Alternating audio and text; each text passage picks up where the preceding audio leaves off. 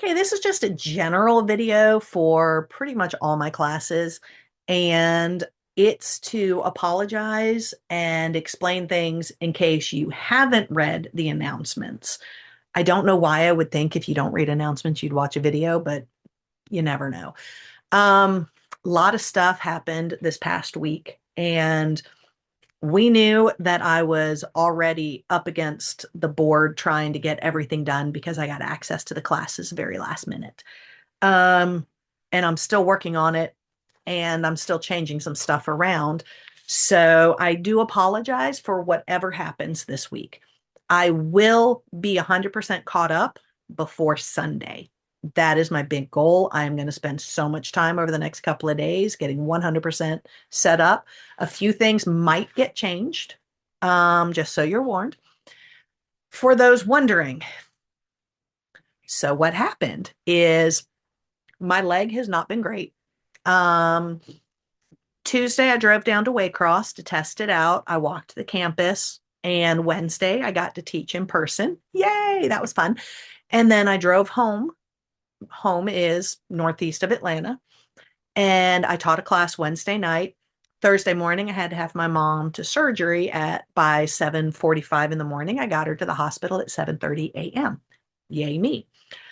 Things seemed to be going out okay. I was working while I was in the waiting room. I did some tutoring and was trying to get some online work done.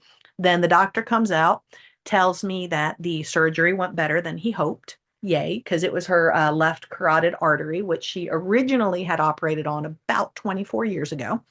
And we knew it was risky for them to reopen the same spot. Um, so I was very happy when the doctor came out and said it went better than anticipated. And it looked like I was going to be out of there and home by like maybe 1 or 2 o'clock in the afternoon. So I was like jazzed. I was very happy about this.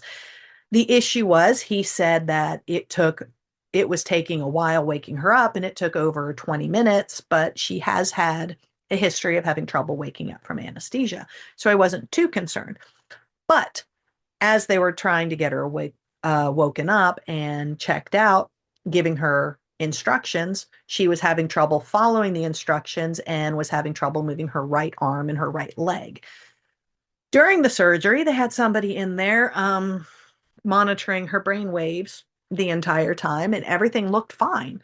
But not being able to move her right side when they worked on her left side was kind of like a red flag. So they took her for a CT scan, at which point they found that there was another clot lower below the surgical site. Um, he's baffled. He said he's never seen something like this happen. My personal hypothesis, my thought process is when they cleared the blockage here and the blood started to flow faster, it knocked another clot loose, which then wedged. But it was then blocking all blood flow to her brain. Um, so emergency surgery time. So they race her back to emergency surgery. This is when my brain stopped focusing on work. She was in the emergency surgery for a while. I didn't know how long it was going to be, but it was a bit. Um, he came out and said that that went okay. They were able to get all of it out, and that was good. And now we're waiting for her to wake up. Then he came out and said that she woke up a little bit better this time. She can move her right arm and her right leg, but they want to do another CT scan so they can assess the damage that may have happened. So then I was like, hours of waiting. And eventually the nurse called because I'm still at the hospital. The nurse calls the front desk in order to talk to me instead of my phone, because of course they call my phone at the one time I decide to limp down the hall and go to the bathroom, and I left my phone with my boyfriend. Um, Nurse tells me that she woke up, she was able to move her right arm and leg, but was complaining about the pain in her neck, which, dude, she just had double surgery. So of course it's going to hurt like Hades. And they gave her a basic pain medication, which then caused her heart rate to plummet into the 40s. Then she couldn't breathe and something about her blood pressure. They got it to where her heart rate was still lower than they would like, but she was breathing and her blood pressure was better. They had to wait until she was stabilized enough to do the other CT scan. So eventually they stabilized her enough, got the second CT scan, found a spot in her brain that didn't look so good. So then they contacted Grady Hospital. All of this was taking place at Northside. They contacted Grady Hospital because Grady Hospital apparently has a top of the line department, area, floor, whatever, for the neuro stuff and strokes. And so they were going to transfer her to Grady. I spoke with Grady on the phone, had to answer like a million questions to have her ready for it. And it was somewhere close to 9 p.m. when I was finally able to go back into the recovery area to see her for maybe 5-10 minutes. Like, I don't think it was even 10 minutes before they showed up to take her.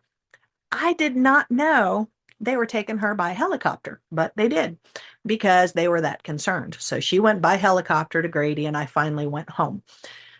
They did a brain angiogram, which is where they stick like a catheter up the femoral artery all the way up into the brain in order to look at it, take pictures of it, and scoop things out if they can.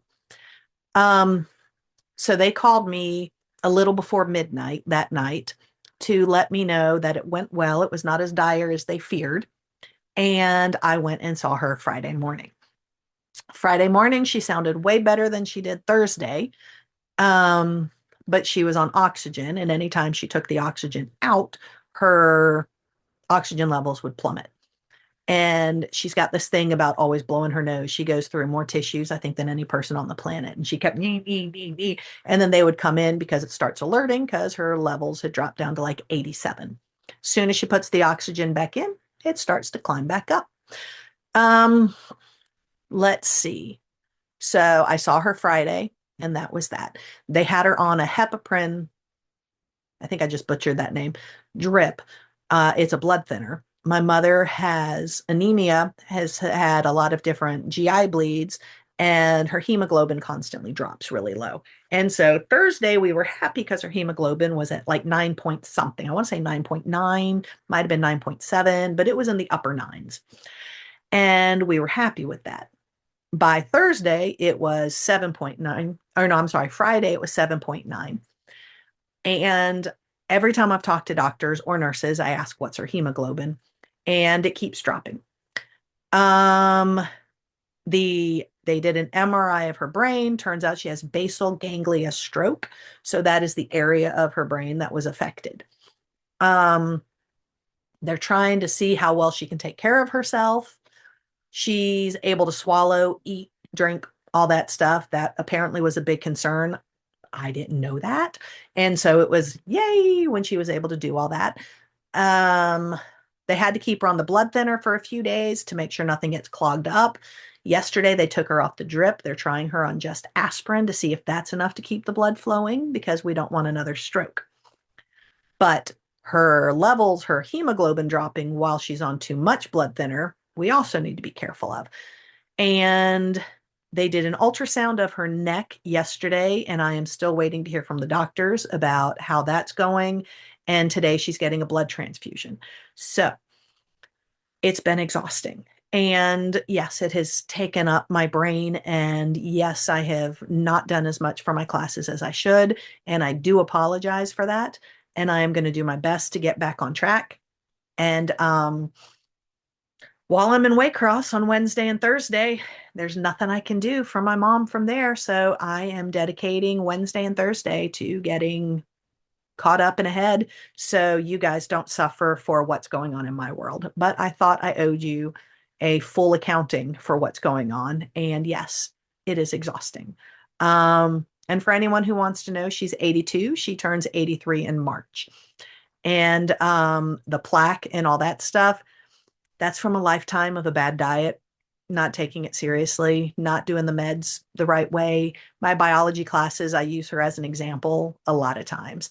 I'm not saying she did this to herself, but I am saying that choices you make now do have repercussions as you get older.